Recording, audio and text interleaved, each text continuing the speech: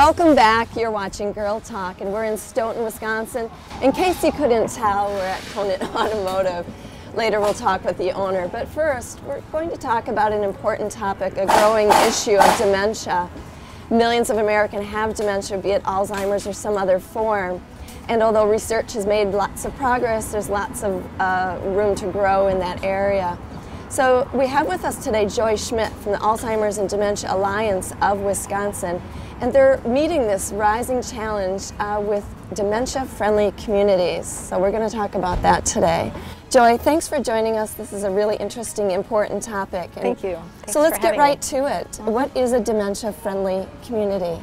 A dementia-friendly community is one that has increased awareness of Alzheimer's disease and dementia and how it affects people living in their communities, and works to support and provide increased compassion and awareness and understanding to help people who live with memory challenges remain in their communities as long as possible. Right. With our population age growing, it's just going to become more and more important. Why is it important for communities to become dementia friendly? Because 1 in 8 people have dementia, Alzheimer's disease or other forms of dementia over the age of 65. So the numbers aren't good. There's more and more people developing Alzheimer's and dementia.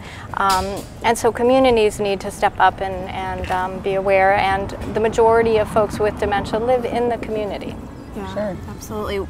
And we're wondering too, what does it take? What are some guidelines for a community to follow that makes them dementia friendly? We are working with a number of communities. This is something that came about in Europe, and we're working with communities to help them create task forces using people from the businesses, organizations, and folks, citizens, people with dementia living in the community and their care partners to come together and educate as many businesses as possible about dementia, and communication is a big piece of it, how best to serve a customer with dementia.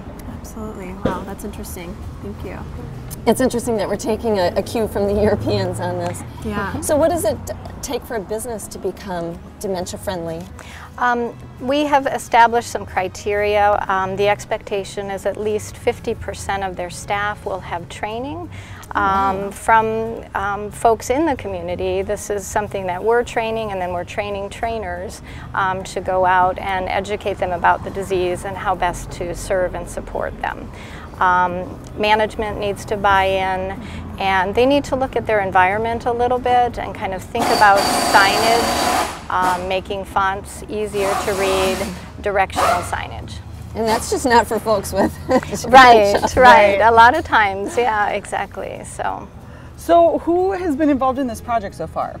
We're working with a lot of folks in the Middleton area, but Walgreens has gotten on board and help sponsor some of this, and so we're going in and training all of their general managers in the area here, so we're excited about that.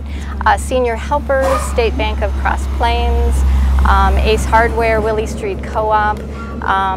I'm going to forget some folks, but also again, citizens, people with the disease. Yeah, so lots we're of excited. Folks getting involved. That's really important, and I'm sure folks at home are, after hearing this and maybe weren't aware of what a big problem this is and something that we all need to get involved in, are looking to potentially get involved. If they want to do that, what's the best way to do so?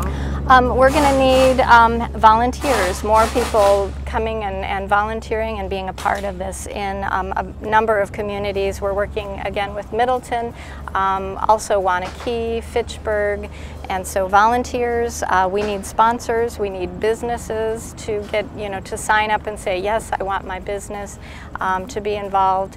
And we need you to walk with us on Saturday, this Saturday at Warner Park, to help support our mission and to support what we do. So Warner Park at 7:45 is registration, 2-mile walk and a run. Very good. That's very doable. Thank you so much for coming in. This is a subject that touches so many people. Whether or not it's an issue for you personally, it still touches us all. So check out their website, maybe do the walk. We'll be right back with Joe Conant at Conant Automotive.